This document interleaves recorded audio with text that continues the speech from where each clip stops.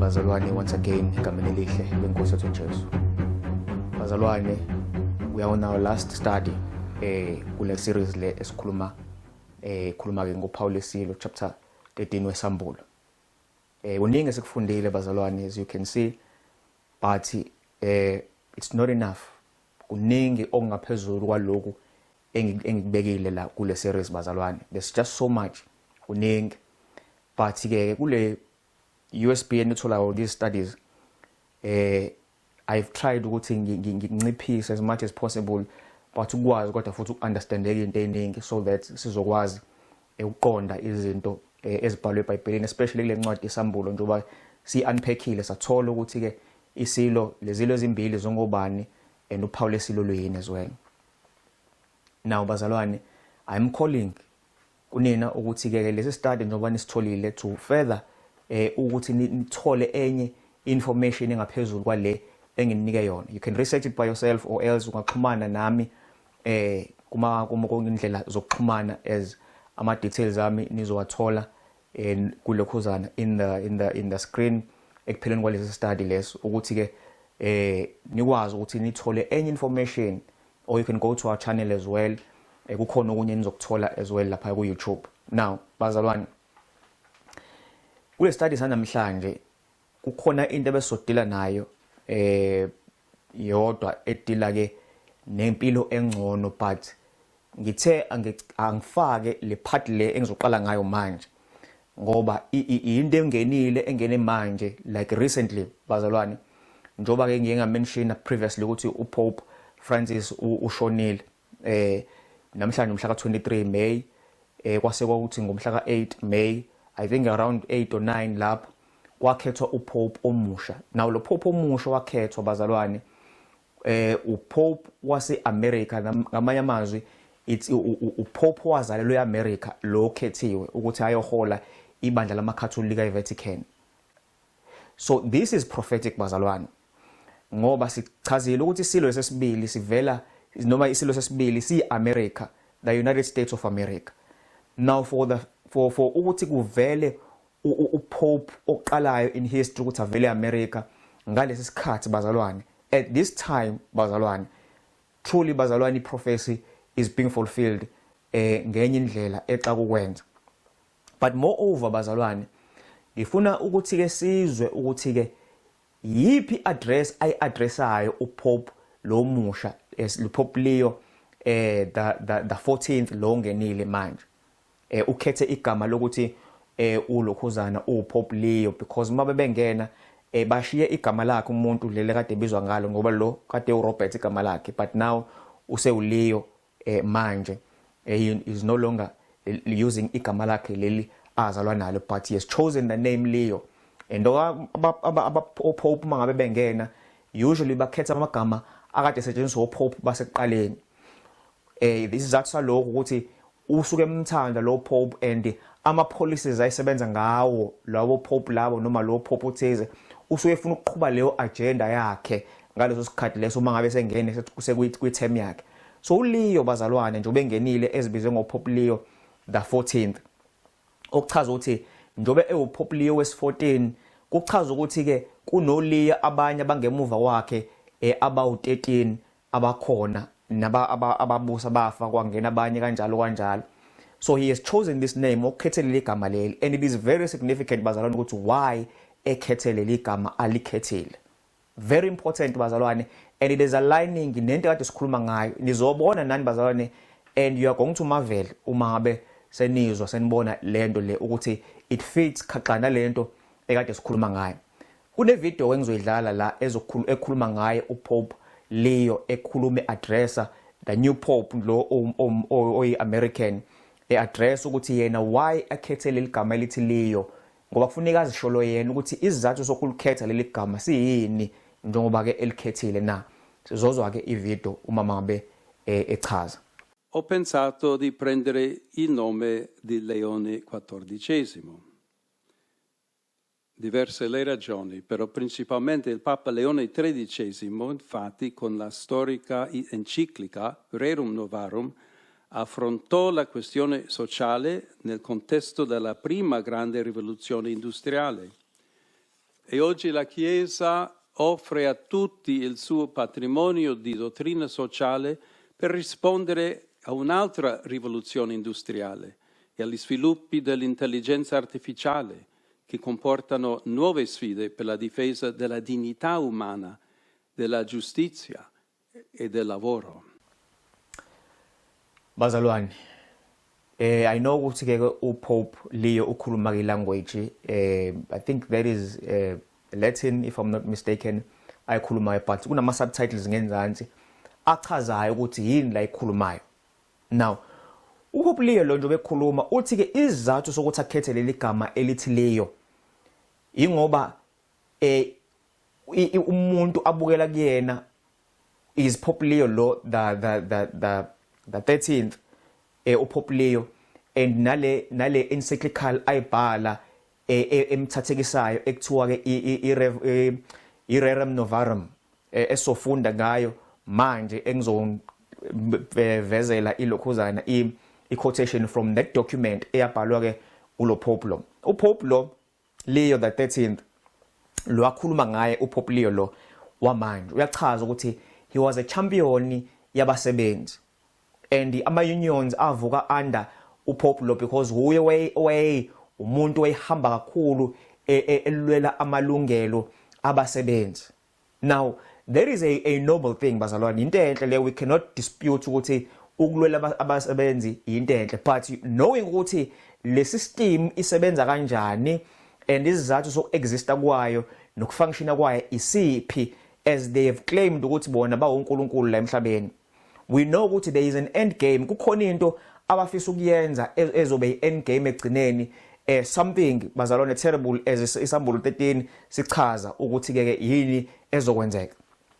Now we want to look at this document le encyclical yabhalwa uPope Leo the 13th. Pope Leo the 13th wayiphila ke ngekhathi zama 1800s ngesikhathi zama 1800s, so 1870 something 1880 something kanjalo uzuyofika ngama 1900s. That is the time period la khona uPope Leo lo akhuluma ngayo lo Pope lo okade ekhuluma ngayo. So why kwakuyisikhathi la khona umhlaba was experiencing technological advancement, la kunama inventions amaningi ahlukene, abantu be-experience into eziningi. So there was a lot of changes in the industrialization yomhlaba, and so the issues yabasebenzi nama rights abo nani, those issues were being raised and they were driven by this person, by this Leo the 13th. So namanje njengoba singena kwi-age bazalwane of technological advancement ngelinye i-pace manje we have into ebizokuthiwa i-artificial intelligence bazalwane, la khona i-computer isikwazi ukucabanga, isikwazi ukwenza izinto bazalwane, things that we could not even imagine ama-computers okwazi ukuzenza manje bazalwane. You are able to interact, ukuxoxe nelokhuzana ne-artificial intelligence, i-generate ama-images, i-generate ama-video, yonke into ikwenzele everything, ikubhalela ama-essay, ibhalele yonke into, ikudobela ama-plan, yenze basically it is limitless. And ngale ndlela lena bazalwane abantu abaningi they are going to lose their jobs, bazolahlekelwa imisebenzi yabo ngenxa ye-artificial intelligence because iyenza imisebenzi eminingi abantu ekade beyenza, but yona iyenza efficiently and ayicost imali because once it is set up bazalwane that means inkampani eziningi they will move kwi-option yokuthi basebenzise artificial intelligence and then bashiye indaba yokuqasha abantu because ku-expensive ukukhokhela abantu. So uyabona ukuthi kuzoba ne-dilemma bazalwane enkulu nokuhluphe okukhulu emhlabeni okuzayo. Njengoba isambulo 13 isichaze vele ukuthi baningi abantu abaphuwa nabayigqila ngesikhathi sokugcina ngenxa yesimo esiyobe senzeka. So this Pope bazalwane uthi he wants to champion ama-rights abasebenzi, and he wants to ungene ecathulweni zalo Pope the previous Pope le akhethe igama lakhe ukuthi naye angene ecathulweni zakhe alwela amalungelo abantu njengoba sesingene kwi-age ye-artificial intelligence la khona kunama-dynamics amaningi a-affecta abasebenzi around the world. Now ngifuna sibuke kwilokhuzana kule document i-Rerum Novarum ukuthi uthini lo Pope lo wangama-1800s kuleyo document eyibhala le athi lo Pope manje uyahambisana naye. Now ngifuna ke simbuke ukuthi before singene kwilokhuzana kwi-quotation yethu naso isithombe sakhe uPope Leo lo the 13th lo o previous then ke lona ke njengoba siyibona ivideo we know ukuthi sesimbonile ngikhathi ekhuluma but this is the Pope lesikhuluma ngaye la lo bhale le document le esizoyifunda manje. Now ngifuna sibukeke le document ukuthi ithini ku point number 41 noma siqale ku point 40 lapha ya and then move to point 41. We're just going to deal with the first sentence ku point 40. Uthi ke the working man too has interests in which he should be protected by the state, and first of all they are the interests of his soul. Now kuyachaza lana bazalwane ukuthi umuntu osebenzayo working man unama interests naye and ama interests akhe they should be protected by the state. Uchaza ukuthi izwe lakulona whether use South Africa noma use England noma ukephi izwe lakhe kufuneka limvikele. Ngamanye amazwi the only way istate singakwazi ukuvikela abasebenzi ngayo ukushaya imithetho ethize edila ke nokusiza abasebenzi, of which bazalwane into enhle le njengoba ngishilo ukuthi it's a noble thing le, but ngifuna sibuke ke ubungozi bale point esongena kuyona manje ukuthi le point esongena kuyona ingozi kangakanani when you consider lento esikhulume ngayo ukuthi uPaul lesilo liyini and lolu Paul lesilo lishilo lelibandla lathi it is their mark of authority ukuthi they have power over iBhayibheli ukuthi bashintshe imbhalo kaNkulunkulu and abantu bonke nababandla bonke alandele konke lo abakushoyo. Now ku point 41 uthi ke from this follows the obligation of the cessation from work and labor on Sundays and certain holidays. The rest from labor is not to be understood as mere giving way to idleness, but much less must it be occasion for spending money and for vicious indulgence, as many would have it to be. But it should be rest from labor, hallowed by religion. Rest combined with religious observance disposes man to forget for a while the business of his everyday life, to turn his thoughts to things heavenly, and to worship which he so strictly owes to the eternal Godhead. It is this above all which is the reason, arid motive of Sunday rest, a rest sanctioned by God's great law of the ancient covenant. Remember thou, keep holy the Sabbath day, and taught to the world by his own mysterious rest after the creation of man. He rested on the seventh day from all his work which he had done. Nayizo bazalwane indaba yala ulokhuzana uPope Leo loqala uPope Leo the 13th umebhala le document uthi uSunday kumele kube usuku lokuphumula lokuresta for abasebenzi, for everyone, not just kuba idle but ukudila nezinto zokukholwa phakathi. That is what he's saying kule document bazalwane. Now and to make things worse bazalwane, le rest akhuluma ngayo nje ethu Sunday uzofaka iverse bazalwane elitholakala lapha ku Exodus chapter 20 elikhuluma ngokuphumula ngeSabatha. Umixe iera neqiniso noma umixa amanga neqiniso, because uchapter 20 bazalwane awukhulumi ngosuku lesonto but ukhuluma bazalwane ngosuku lomgqibelo which is iSabatha bazalwane, the Sabbath. But you can see lana ukuthi kumixwe iera neqiniso bazalwane. And you know bazalwane we've studied this point very seriously. So in other words, lo Pope lo ongena manje ufuna ukudrive into yokuthi alola amalungelo abasebenzi through the states, ukuthi ama states noma amazwe ashaya imithetho ezokwenza ukuthi uSunday kube usuku la khona abasebenzi bangasebenzi khona, but baphumule, not just ukuphumula but ba engage eyintweni religious. In other words, bahambe baye emasontweni bayosonta and then rest with their families ngalolu suku lolu lweSunday. We know bazalwane ukuthi uPaul uNkulunkulu noma usuku uNkulunkulu alinika usuku lweSabatha, which is iSaturday noma which is umgqibelo, not any other day. So now ngifuna sibukeke manje ukuthi iAmerica ithini yona, and siye sayifunda before le part le engizoyifunda manje bazalwane ukuthi ithini la uma ngabe sikhuluma ngeproject 2025 ngizoyibeka escreenini niyibona escreenini manje ukuthi lana kukhululwa ngeSabbath rest and kukhulunywa ngokuthi kufuneka uamendwe umthetho odila nelabor so that lo mthetho lo uzokwazi bazalwane ukuthi usize abasebenzi usiza ama-families na yonke into. So uPope Leo ufake element yokuresta yabasebenzi but ayihlanganise nenkolo. But ngala iproject 2025 noma ingayifaka enkolo but idila nje just strictly rest yabasebenzi ukuthi banelungelo lokuphumula ukuthi kuphumule wonke umuntu so that umama nezingane nomndeni wonke uhlangane on this day which is Sunday. But we know uNkulunkulu bazalwane usinikele usuku lokuphumula. We don't need uhulumeni, we don't need uPope Leo, whether uPope Leo 13th noma uPope Leo 14th ukusinika usuku lokuphumula because uNkulunkulu has already given us. Uyasinikele usuku lokuphumula uNkulunkulu bazalwane. No one has a right to give us another day of rest. uNkulunkulu esinikele. So siyabona ukuthi iAmerica ikhuluma about this Sunday bazalwane. And again iVatican noma ibandla lamakatholika likhuluma ngale rest elithi limark ye-authority yabo noma luphawu lwegunya labo. Bazalwane, prophecy is being fulfilled. Le beast yesibili ekukhulunywe ngayo noma lesilo sesibili esivele emhlabathini ekuthiwa sizokhuluma njengodrago sesakhe i-image, senze image noma senze umfanekiso wesilo sokuqala. We are seeing bazalwane ukuthi it is happening njoba kutholakala uPope manje waseAmerica and siyabona le document le ye project 2025 and lo ihead yakhona bazalwane kwi Heritage Foundation uRobert bazalwane umRoma, he is a Roman Catholic naye.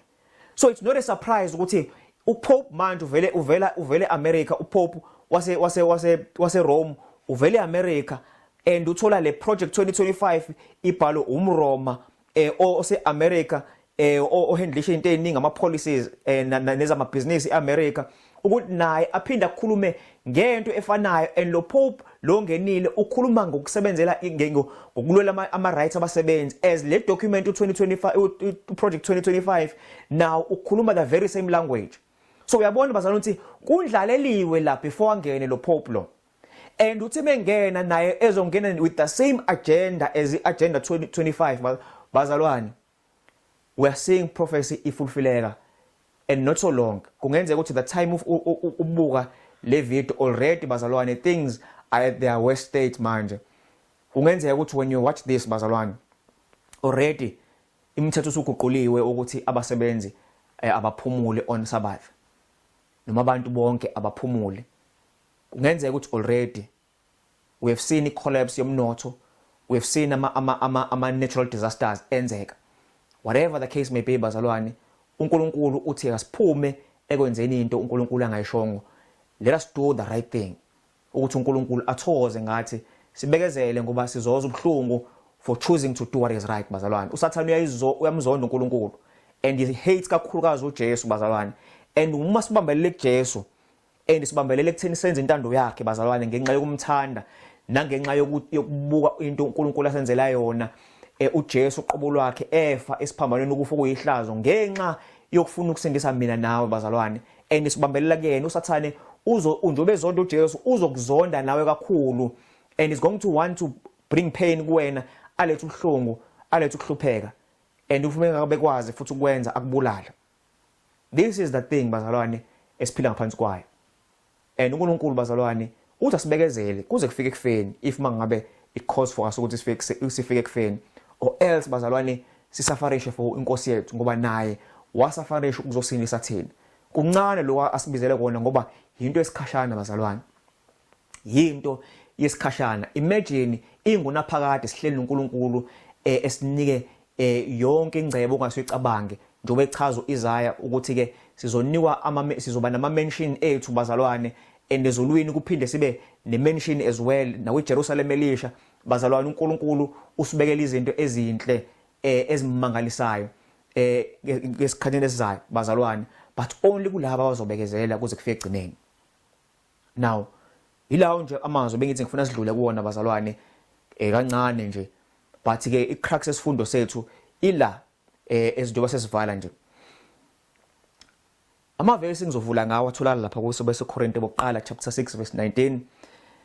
Uthi kepha anazi yini ukuthi umzimba wenu ulithempeli likaMoya oNgcwele okunina enamamukele enimamukele kuNkulunkulu nokuthi anisiba benu na. Then amaRoma 12 verse 1 uthi ngakho ngiyanincenga bazalwane ngobubele bukaNkulunkulu ukuba ninikele imizimba yenu ibe ngumnikelo ophilileyo ongcwele othandeke kuNkulunkulu kube ukukhonza kwenu kokuqonda. Namuza bazalwane uNkulunkulu uthini la ngoPaul uthi uNkulunkulu anazi yini ukuthi umzimba wenu uyithempeli likaMoya oNgcwele.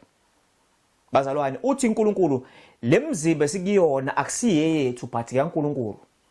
As soon as bazalwane samukela uJesu njengenkosi nomsindisi sangena embhabhatisweni sasihlanganisa noNkulunkulu ukuthi sesiyashiya umhlaba manje sesingabantu labaNkulunkulu sesizalwe kabusha manje uNkulunkulu wasamukelisa umoya wakhe ongcwele bazalwane we become ithempeli likaNkulunkulu. Okuchaza ukuthi la bazalwane awenzi noma kanjani ngomzimba kaNkulunkulu. Very important point bazalwane.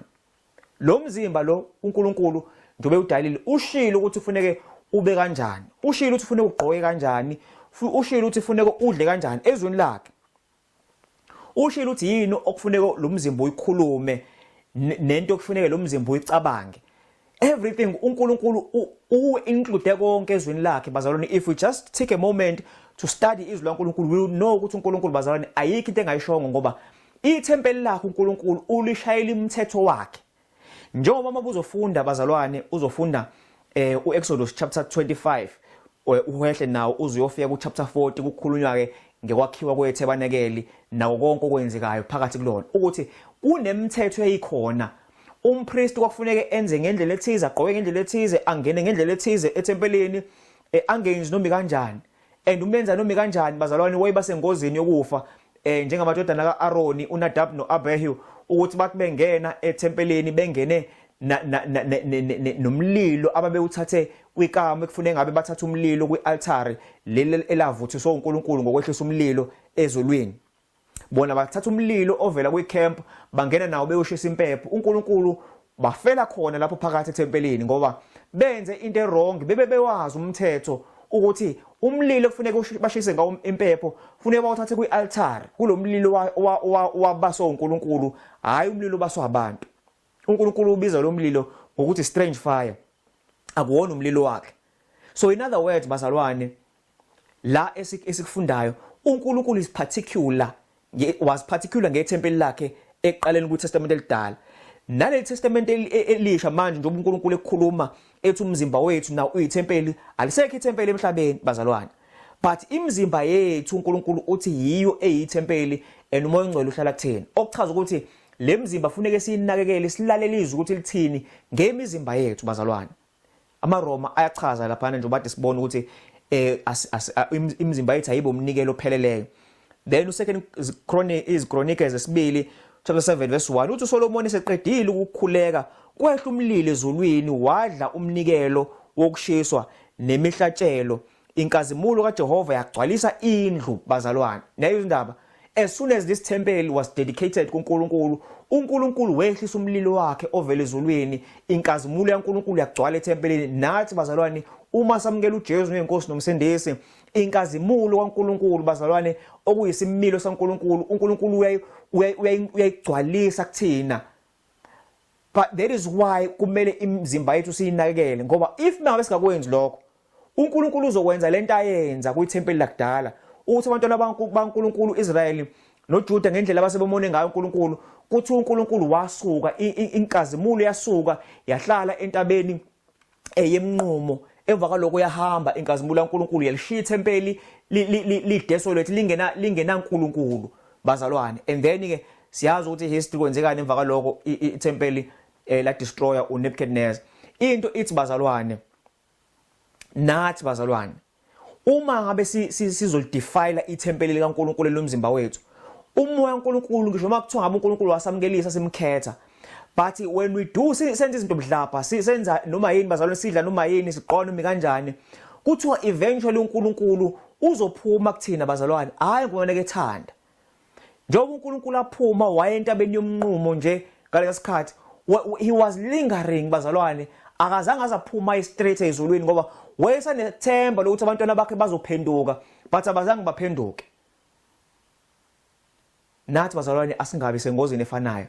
Le mzimba lefune sinakele ndi uNkulunkulu funeke senze lokhu afisa ukuthi sikwenze. Now ngifuna sibheke bazalwane ukuthi icebo laNkulunkulu lalithini isono singakangeni. Nazi screen bazalwane nizophoza nibheke lamavesi ngoba angeke ngingene kuwona because maningi. So I'm just going to pause uzohamba uzenzela istudy la. Icebo laNkulunkulu isono singakangeni kwaukuthi abantu bahlale ekwimvelo bazalwane. Njoba sichazile ngathi mina kuhle ukuphuma siye emakhaya siyohlala khona silime sisurround emvelo ngoba once ulangena uPaulus ilutha ukwazi ukuthenga nokwazi ukudayisa kumele ukwazi ukuzikhulisela ukudla kwakho. If mangabeke lezi sikhathi njoba ngikhuluma nje uzwa le video already sesifikile leso sikhathi enza okulungile uNkulunkulu uzokwenza ukwenza icebo wakwazi ukufida abantwana baka Israeli imana ehlane bazalwane wakwazi ukufida uEliya ngamagwababa nawe akakwazi ukufida but awukwazi ukwamukela into errong ngoba nakuthemba ukuthi uNkulunkulu uzokusiza egcineni bazalwane noma ukwazi futhi ukuthi ungaprepare ekubeni mhlambe isikhathi usanaso sokuthi uphume uthola indlela yokuthi udayise indlu noma wenzeni uphume uyokwakha endaweni esemakhaya bese uthembela ukuthi ngeke ngize ngiprepare but uNkulunkulu uzongisindeza. uNoah if kuthiwa naye wenza njalo ngabe wabhubha bazalwane as I've mentioned before. So while unesikhathi prepare but if mawuthi ubuka le video already it is too late bazalwane.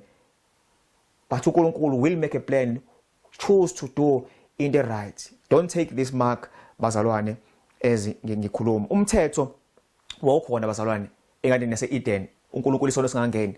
Umthetho owodwa nje uthi ungadli kulesa sihlahla lesiya so isabatha lalikhona bazalwane ngoba isabatha uNkulunkulu walenza isono singakangeni. uAdam noEva beqeda ukudalwa nje ngosuku olulandelayo bazalwane usuku lesikhombisa uNkulunkulu waphumula walingcwelisa usuku walenza la ngcwele bazalwane the hallowed it okuchaza ukuthi ngikathi uNkulunkulu ephumulile elingcwelisa usuku uAdam noEva besanda ukudalwa uAdam noEva noNkulunkulu babe restenda wonke bazalwane. They were resting together ngokusho kweBhayibheli melichaza ukuthi isabatha came right after ukudalwa kuAdam noEva. Umshado bazalwane umshado phakathi kwesilisa nowesifazane uNkulunkulu wawudala isono singakangeni. Ukudla bazalwane okuqhamuka ezitshalweni kuphela not ukudla okuqhamuka bazalwane ukudla okuprocessiwe noma ukudla okubulawa kwezilwane zikaNkulunkulu but uNkulunkulu wesinike izithelo nama seeds ukuthi sikudle ukuze sikwazi ukuthi sinarishe imizimba yethu and enjoy ibounty uNkulunkulu asidalele yona. Nezembatho bazalwane uma ufunda amaHubo 8:5 khulunywa ngokudalwa komuntu ukuthi ngekathi uNkulunkulu edala umuntu wambathisa ngenkazimulo yakhe. Sekhumbula uMoses bazalwane esentabeni yaseSinayi eyohlangana noNkulunkulu ukuthi uMoses wathi mehamba lapha izinsuku ezo40 wabuya ekhazimula ebusweni bazalwane inkazimulo yaNkulunkulu egcwele ubuso bakhe. Nezo indaba bazalwane and uIsrael wawumbalekela kwafuneka uMoses agqoke iveli ukufihla inkazimulo yaNkulunkulu kwadlula izinsuku ke ideliyehle until yaphinde yaphela inkazimulo okuchaza ukuthi uAdam noEva njengoba bebexhumana ubuso nobuso noNkulunkulu inkazimulo yaNkulunkulu yayigcwele kubona umzimba wonke begqokiswe yona lenkazimulo kaNkulunkulu beyithathe kuyena uNkulunkulu but as soon as bona leyo nkazimulo yenze njani yafade okuchaza ukuthi indlela abegqoke ngayo uAdam noEva wonke umzimba wawukhave ilight kaNkulunkulu bazalwane and uNkulunkulu uAdam noEva bengena esonweni uNkulunkulu kuthiwa kwenze wabenzela iziphuku noma ama-aprons ayakhiwe ngesikhumba njengoba kwakufuneka ukukhona isilwane safa ukuze kusifihle isikhumba saso lesilwane sifihle nakedness noma ubunqunu bukaAdam noEva. uNkulunkulu waqhokisa bazalwane and lithi iBhayibheli it was coat of skin mabuthola ku in the translation bazalwane icoat ke yinto cover umzimba wonke ukuchaza ukuthi umuntu bazalwane wesilisa noma wesifazane kumele abe nomzimba ocovered sufficiently bazalwane kakhulukazi abantu besifazane because they bahloniphekile bona they need umzimba wabo ukuthi ube covered sufficiently. It's a pity ukuthi uma ungena emabandleni manje ufica amantombazane ufica even nomama at this time begqoka izinto bazalwane ezithusayo othi ubuka ukuthi uxake ukuthi uNkulunkulu ngabe uthini ngomntwana wakho ogqoke kanje, knowing ukuthi ukhona abantu abane weakness yokubuthi bangabe bebuka umuntu wesifazane awe. In other words, lo muntu lo ogqoka ngendlela promiscuous ukhubekisa omunye umuntu la enkonzweni osawikho sakhula mhlawumbe osamusha kuKristu osastrugglisha nesono, but uyamuyisa ngendlela ogqoke ngayo ngenxa yokuthi ugqoke ngendlela uNkulunkulu angazange azayisho encwadini yakhe. uNkulunkulu ufuna sikhave imizimba yethu bazalwane sufficiently, sihlonipheke bazalwane, sibe presentable as ngabantwana baNkulunkulu. Even worse mangabe sesiyohlangana noNkulunkulu wesesiyokhonza sihlangana nabazalwane, it's even worse bazalwane. We need to be more presentable phambi kwaNkulunkulu and imizimba yethu ke siyigcine ngendlela right. Bese uyabuka bazalwane ukuthi ke after ke isono singenile kwenzekani, amadolobha abamaningi, because abantu basuke kuma country noma basuke endaweni zemakhaya bafuna ukuyohlala emadolobheni. Umthetho waNkulunkulu washawa indiva bazalwane, kokuphumula kwashintshwa. uNkulunkulu wayebekisa abatha sengena isonto njengoba sesikhulumile ngalo bazalwane. Ubutabane sebubuningi esikhondleni somshado phakathi komuntu wesifazane nowesilisa, sekushada abantu besilisa ndawonye, kushada nabantu besifazane bashada nebodwa. Ukudla kwenyama bazalwane, inyama iyadliwa kakhulu emhlabeni bazalwane, kuchithwa igazi lelwane nokunye ukudla ke okuquestionable bazalwane, and ke nezimbatho ezigqokwayo njengoba sike sakuthinta. Konke lokhu kukhomba ukuthi iplan kaNkulunkulu njengoba siqale ngayo yahlephika ngenxa yokungena isono. But ngifuna singene kule part bazalwane edila kakhulukazi nokudla, because ukudla bazalwane kubalekile sikhulume ngakho. Why? Ngoba ukudla kuvamise ukube iweakness yomuntu noma kube ubuthaka bomuntu. Yabona njengoba sisenkingeni yesono namhlanje, ingoba kukhona wadla into angafuneka yidle, ayetsheliwe ukuthi ungayidli le ngoba uke wayidla uzokufa nokufa. Sangena kanjalo esonweni bazalwane. So le issue yokudla ne diet ne appetite bazalwane, these things are very important, and njengoba sidila ke ne diet ne appetite zi affects directly bazalwane ini na umzimba yethu lesithe yithempeli kabani likaNkulunkulu. Ngoba whatever we eat bazalwane i-affect ingqondo yethu, and siyazi bazalwane ukuthi umthetho waNkulunkulu lotshwa emabunzini ethu, okuchaza ukuthi if into esidlayo iphazamisa ingqondo yethu, that means bazalwane asikwazi ukuxhumana noNkulunkulu ngendlela ephelele. uNkulunkulu akakwazi ukuloba umyalelo yakhe noma imithetho yakhe ngomunwe wakhe, umunwe wakhe okuyi umoya ongcwele kaNkulunkulu lo ekuthiwa ke umzimba wethu uyithempeli lakhe. Siyakhumbula ukuthi kwithempeli iShekinah glory umoya kaNkulunkulu wawuhlala kwithempeli bazalwane in the Testament elidala. But moreover kwiTestament elidala njengoba ulokhuzana umoya kaNkulunkulu uhlala kwithempeli, kwindawo engcwele kwakukhona umphongolo wezivumelano phakathi, kukhona amatshe, ibhebhe zamatshe ezibhalwe ngumuntu waNkulunkulu. Yes, umoya kaNkulunkulu wawukhona, but nemithetho yayikhona ibhalwe ngomuntu kaNkulunkulu, which is the Spirit of God bazalwane. So kanjalo nathi when the Holy Spirit dwells emzimbeni yethu noma emzimbeni yethu njengoba siyithempeli kaNkulunkulu, uNkulunkulu ngomoya wakhe ongcwele futhi abhale ezibhebheni zengqondo yethu imiyalelo kaNkulunkulu eyishumi. So into esiyidlayo bazalwane, they will affect ukuthi umoya ongcwele ukhuluma nathi siyakwazi ukulalela uma ngabe sikhuza senza into errong, noma sikwazi ukulalela ngenxa ukuthi into esiyidlayo ziconfuse ingqondo. Wena wabona bazalwane umuntu uma ngabe soyephuza utshwala, umephuza utshwala umuntu, there's something that happens engqondweni yakhe ukuthi ngisho uma kuthiwa uyazama ukukhuluma na into enesense, akakwazi ukuthatha izinto ngendlela efuna athathe ngayo, i-judgment yakhe ayikho right. Ngoba even uhulumeni akamthembi ukuthi angene emgaqweni na drive ngoba i-judgment yakhe isuke iyonakeliswe into asuke iphuzile. Now ngifuna sibhekeke bazalwane ukudla in particular. Ngiyakubona utshwala bazalwane, we know there's nothing much esingayikhuluma ngako ngoba sibonile umonakalo, siyawubona namhlanje umonakalo odala utshwala kuyintsha nakubantu abadala bazalwane, ingozi emgaqweni, ukubhidla kwemishado ngenxa ukuthi abantu bese bephuzile bavele bafuna ukuzokwenza ucansi nanoma ubani ngaleso sikhathi leso nani kuningi okwenzekayo bazalwane okumonakalo kwenziwa utshwala nokuxega kwesimilo okwenziwa utshwala bazalwane. We know the results. There's nothing much that I can say about it except ama results siyawabona, asidingi ukuthi sishumayele ngayo. Siyazibonela thina ukuthi umKristu akumelanga aphatheke kulezi zinto lezi, noma umuntu ufuna ukungena embusweni kaNkulunkulu, they must not partake. But so ngena kuloko deep kakhulu bazalwane okudela nokudla okunganakekile. Kunento bazalwane kuthiwa ke serotonin.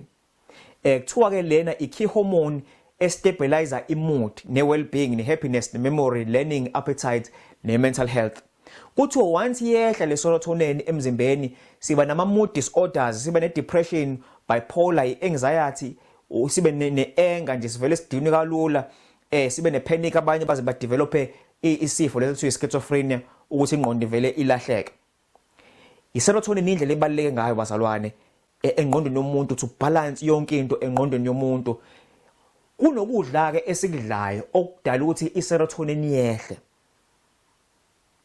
Lokudla esikudlayo bazalwane ukudla kakhulukazi okuprocessiwe noma lo sikuthola sekuyama products apackagejiwe.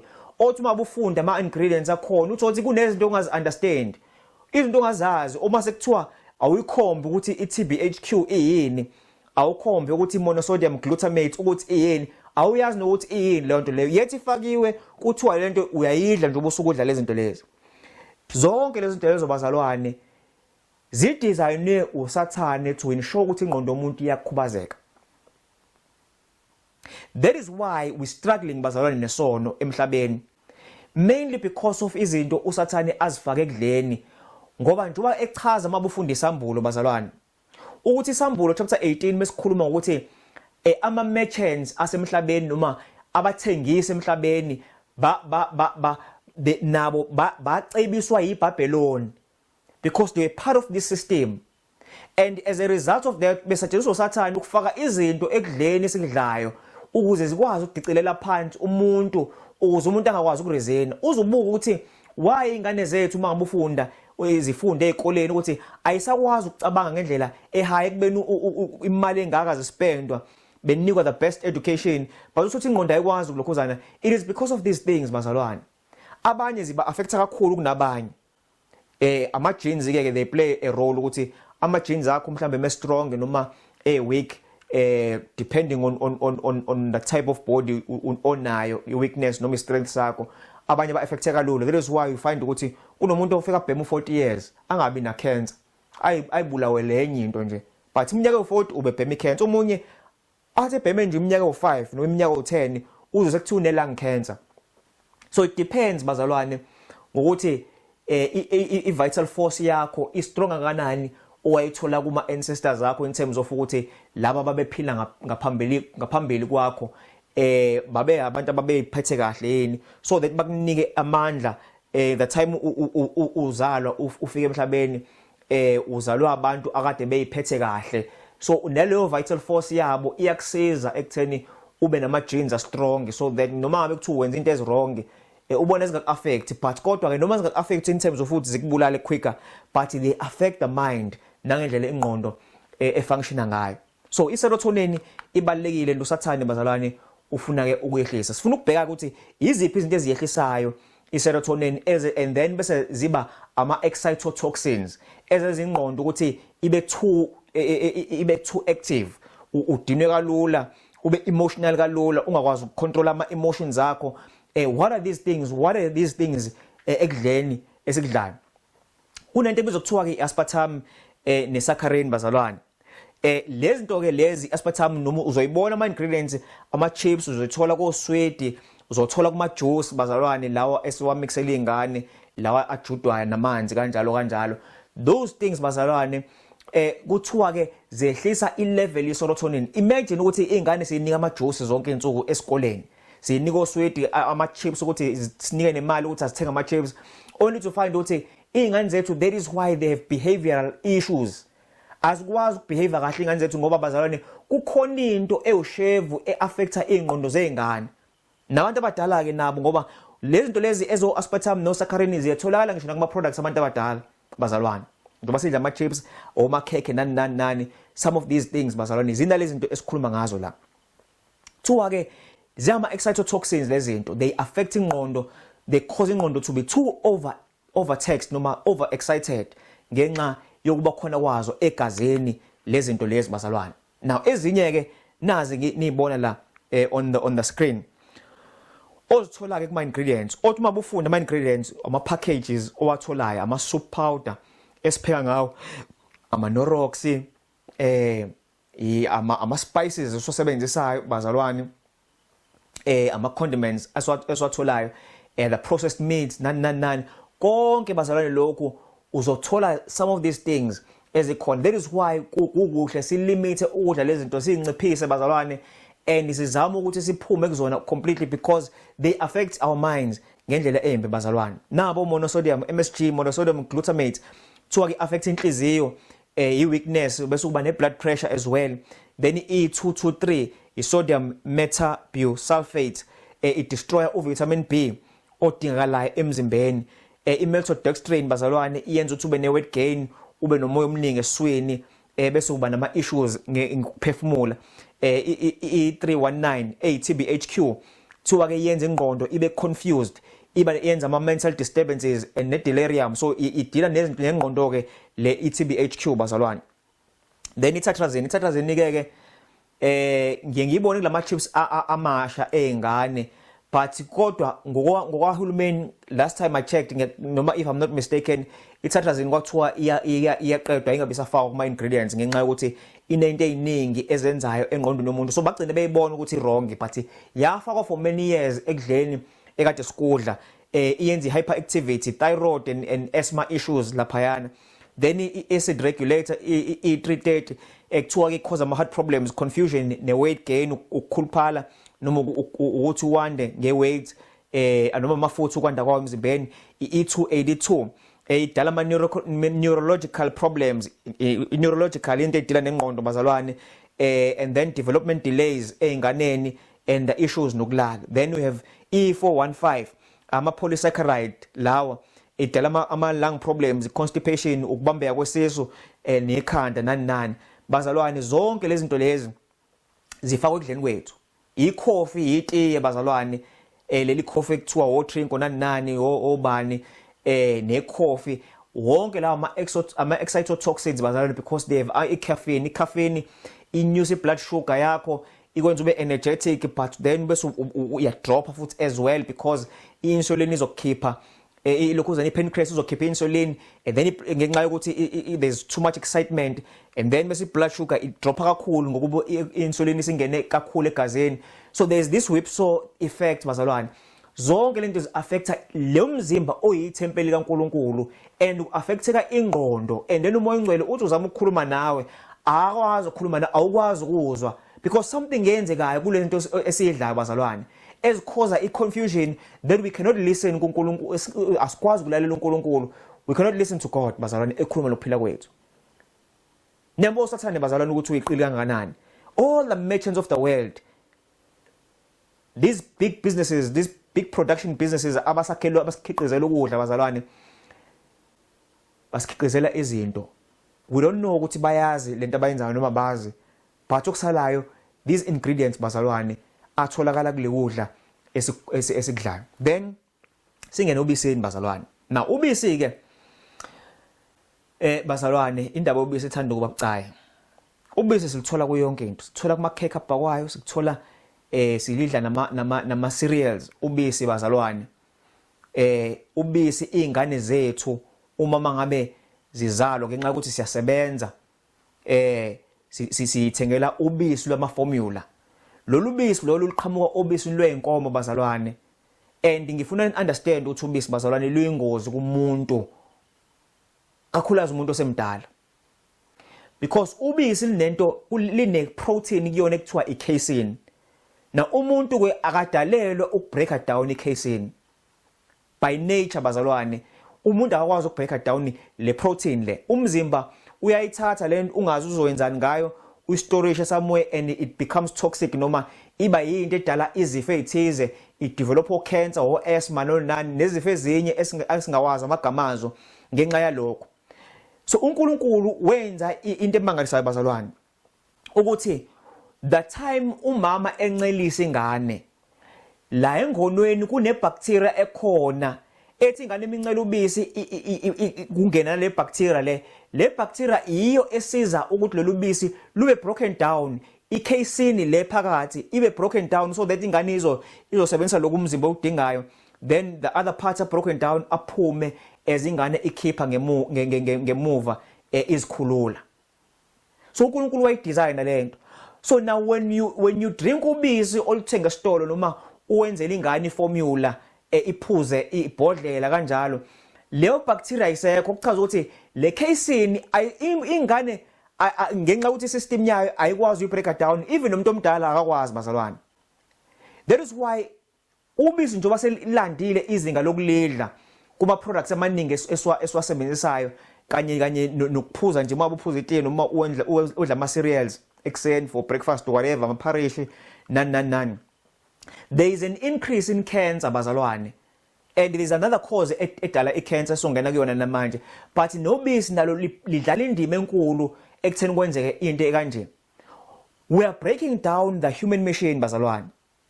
Ubisi lidalela ukuthi liphuzwe naturally from umama wesilwane noma umama womuntu.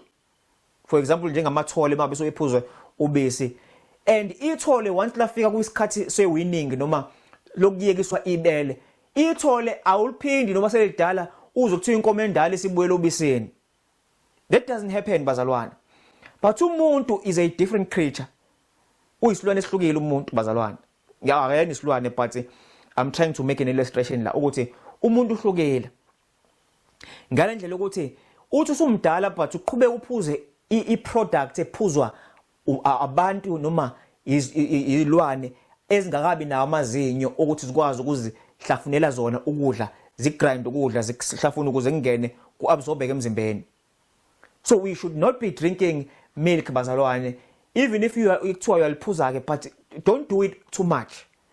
But if ngokubuka nangokwazi ngokufunda ngalo bese you can study these things further, ungazifundela wena. It is better to just leave them alone bazalwane. Sesinawo amazinyo manje, we don't need milk. We can use other alternatives. We have plant-based milks now, njengo soya milk nani that we can use.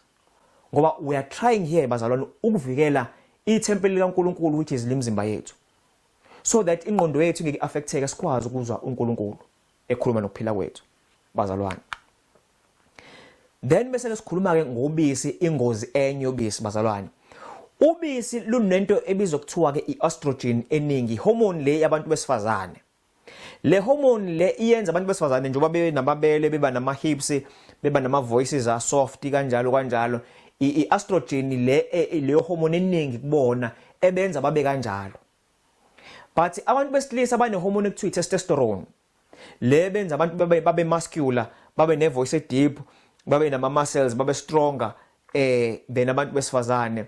That is what testosterone does kumuntu wesilisa. Ama hormone lawa u2 abantu adalulwe ama females ngala adalulwe ama males noma abantu besilisa ngala.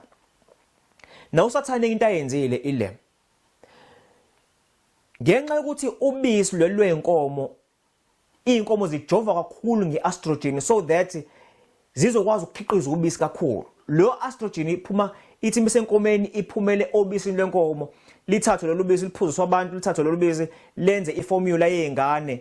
And we want ukuthi izingane zabafana indaba ziphenduke zibe yizitabane bazalwane, because there's too much estrogen winina obisini lelo formula. So that now ingane yomfana instead of ukuthi ithi khula ku develop testosterone kube estrogen ebaningi, and then affect ama hormones ingane ixake ukuthi why ngaba ngazizwe ngathi ngiyintombazane but ngiyumfana. There is a confusion eyenzekayo engqondweni engane because this estrogen isingenile iphampekile emzimbeni. This is caused bazalwane partly by the milk, ubisi lolu osulidlayo. Now angifuni ukuthi kusho mina lento engisho bazalwane, nayi ilokhuzana i-Journal bazalwane of Medicine ekhuluma ngalolu cwaningo. You can pause the screen ufunde ngayo yonke into ama methods nama results akhona alolu cwaningo abalenza. But mina ngizofunda nje ilokhuzana, ngizofunda i-conclusion yalolu cwaningo kwi-Public Med la. Ithi ke the present data on men and children indicates that estrogen in milk were absorbed and gonadotropin secretion was suppressed, followed by a decrease in testosterone secretion. Sexual maturation of pre-pubertal children could be affected by the ordinary intake of cow milk. Nayizo bazalwane. I hope bazalwane this is a generally science ngocwaninga balenze ukuthi ngokuthatha ubisi kuthiwa i-testosterone bazalwane iyenza njani decrease ukuthi iyenza njani isecreteke into the bloodstream and kuthiwa kusuppresseka this other hormone nayo esizayo kusho ukuthi i-testosterone ikwazi ukuthi iphume emzimbeni noma ikwazi ukusebenza. And then kuthiwa ke sexual maturation of pre-pubertal children could be affected bazalwane ngokudlubisa. So awuchaza ukuthi if mabe uyancelisa manje ingane yakho incelisa ethini yekise ethini bazalwane mabe especially mabe futhi umfana ngoba ukhanda into bazalwane ezobe inkinga kusasa ezobe inkinga kuwena ezomzali. Uyabona bazalwane ukuthi usathane ungene kuyo yonke into usathane bazalwane ungenile kuyona. The last point engifisa singene kuyona la bazalwane in terms of dealing with umzimba njengoba uyithembela uNkulunkulu ukuthi yini ekufanele singayifaka emzimbeni kaNkulunkulu bazalwane siqaphele yonke into ngoba yonke into affect ingqondo. Lana bazalwane kwi cancer research yase UK kukhulunywa ngenyama bazalwane la ukuthi kune risk ye cancer which is higher now than before yokudla inyama. Yes iqala inyama bedliwa but izifo eziningi zazingakabi khona compared to now. Right now bazalwane ngendlela izifo eziningi ngayo ezitholakala elwaneni kwenye inkathi kunelwane ebulawayo kuma abattoirs like bula khona ilwane uziswa kuma bush uthothi isilwane bazalwane besigula sine cancer esinye besigula sine tuberculosis sinawo zonke ama diseases but ngenxa ukuthi akazi lo oyinquma inkomo uzoyithatha ibona inkomo nje ayinqume bese ziyolokhuzana zingena ama products amaningi siyithole emabhusha siyithole nakephi. That's one thing bazalwane. Okunye kwenye at times basibulala beyibona inkomo ukuthi nayi ngathi siqala ukugula and babona ukuthi ngathi lokugula wayo ku serious. That disease ekwi bloodstream yaleso silwane nakuma muscle tissue bazalwane we eat them siyazidla and as a result bazalwane there are increased rates of cancer eswabonayo. Ubisi ngala cause cancer ngala bazalwane inyama esidlayo which is processed sometimes even noma kuthiwa iko processed but ngenxa ukuthi icondition yezilwane ephila manje ayisafani naqala. Thina ke sihlale emakhaya sike sibone inkomo bazalwane nezimbuzi we can see ezinye zi diseased bazalwane ubone kube khona igrowth emilayo kuzona ubone ukuthi these animals are sick bazalwane but ziyaphila but they are sick. Okuchaza ukuthi when you kill this animal bese uyibulala lesilwane bese uyasidla nawe you are consuming that disease as well. Udla leyo disease le phethe leso silwane leso. Ngoba ngisho uma kuthiwa ishisile bazalwane khona ama pathogens noma ama bacteria ama virus angabulawi ukushiswa kwento mabu usukuyipheka and that thing bazalwane I affected. So is cancer research yachaza ukuthi inyama bazalwane there is a possibility ukuthi kudalele icancer. Imagine usuphethwe icancer ngento aduyidla uphinde uthandaze uNkulunkulu ukuthi inkosi ngilaphe kwicancer and uNkulunkulu angakwazi ukulapha because uma mabe kulapha kwecancer lento edala icancer awuyikhiphile empilweni yakho. So uNkulunkulu noma ngakulapha njengoba uqhubeka uwenza into efanayo uzobuyela back to square one bazalwane. So there's no need, there's no point uNkulunkulu ukuthi asihile. That is why we see so many deaths. Siqala ukuthi aphi lamandla uNkulunkulu mangabe ekhulekela sikhulekela abantu bekhulekela abantu besinda ukuthi abantu abasindi ngani bekhulekelwa bazalwane. Ingoba bazalwane the very things ezisidala ukuthi sigule asihlukene nazo. The things we eat bazalwane ukudla okuprocessiwe kunama wonke lama ingredients esikhuluma ngawo nazonke lezi zinto lezo. uNkulunkulu bazalwane izoni ngaso ukuthi ke asiziyeke lezi zinto. Ngiyazi ukuthi it's not easy to value cut off but kuhle ukuthi kancane kancane ukususe lokhu ukureplace ngokunye ususe lokhu ukureplace ngokunye kancane kancane because we cannot do it at once because sesi dependent lezi zinto kakhulu but uNkulunkulu uthi mase sazi let us begin step by step and uzosiza along the way to do what is right. Now umufunda isambulo 21 verse 1 ke 5 bazalwane uthi ke ngase ngibona izulu elisha nomhlaba omusha ngokuba izulu lokuqala nomhlaba wokuqala kudlulile nolwandle lisekho. Ngabona umuzi ongcwele iJerusalem elisha wehla uvela ezulwini kuNkulunkulu ulungisiwe njengomlobokazi ohlotshiselwe umyeni wakhe. Ngase ngizwa izwi elikhulu livela esihlalweni sobukhosi lithi bheka ithabanakeli likaNkulunkulu likubantu uyakuhlala nabo babe ngabantu bakhe yena uNkulunkulu abe nabo azesula izinyembezi zonke emehlweni abo.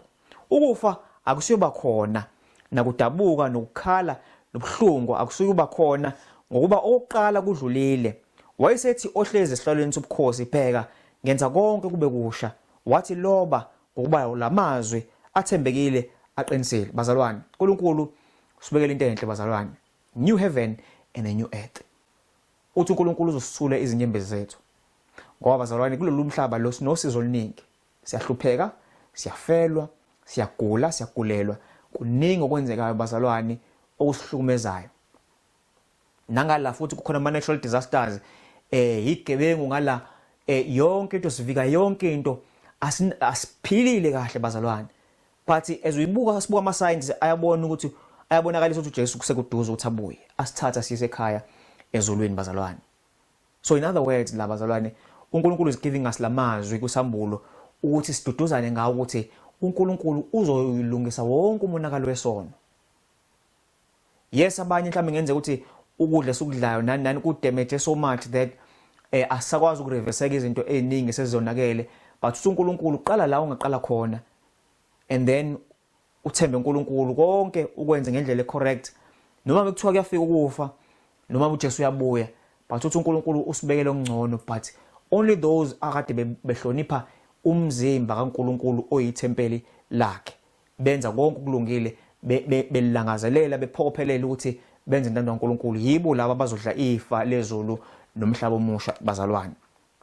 Then isambulo 22 verse 1 no verse 2 uthi wayesengikhombisa umfula wamanzi okuphila ocobezela njengekristalo uvela esihlalweni sobukhosi sikaNkulunkulu nesewundlu phakathi kwesitaladi sawo nomfula emaceleni amabili ukhona umuthi okuphila uthela izithelo eziyishumi-2 uthela izithelo zawo izinyanga nezinyanga namaqabunga omuthi angokuphulukisa izizwe. Nayo indaba bazalwane kukhuluma lana ngani na ngeJerusalem elisha ukuthi lapho kuyophuma ke umfula okuphila ophuma esihlalweni sobukhosi sikaNkulunkulu newundlu kuthiwa kukhona nomuthi okuphila lokuthiwa ukuhila ama nations bazalwane. Lawo Adamu ngenkathi onile wathiwa ngabe sadla kulowo muthi kuthiwa manje uma sesisindisiwe bazalwane uNkulunkulu usinike igunya again lokuthi sidle kulo muthi ukuze singafi.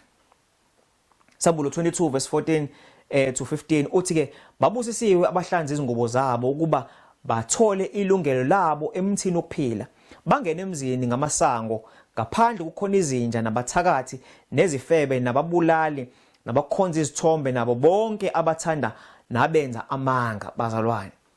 Uthini uNkulunkulu la? Uthi uNkulunkulu babusisiwe bahlambe ingubo zabo zabamhlophe bazalwane banelungelo lokudla emthini okuphila. Abantu abazodla bazalwane emthini okuphila abantu they have gained victory over isono ngokusizwa uNkulunkulu. Bamemukela uJesu njengenkosi nomsindisi, bamamukela ukufa kwaJesu ukuthi uJesu wafela bona, igazi laJesu lachithekela bona, and then bafumanisa umoya ongcwele and baphila impilo engcwele benza konke uNkulunkulu akushoyo ezwini lakhe nasemthethweni yakhe ngokusizwa uNkulunkulu. They were struggling kancane beshiya lokhu bestrugglisha bekhala uNkulunkulu abazwele bashiye lokhu until they gain victory, and then izimbatho zabo zabamhlophe sebembathisa ukulunga kukaKristu ngenxa yani na ngenxa yokuthi bamamukele uJesu wabanika isimilo sakhe bazalwane, wabanika umoya ongcwele ukuze bakwazi.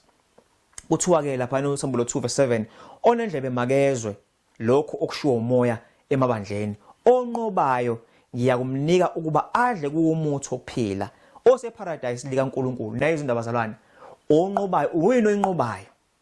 Unqoba umzimba wakho oqala lo ofuna ukuyisa esonweni, unqoba uSathane bazalwane.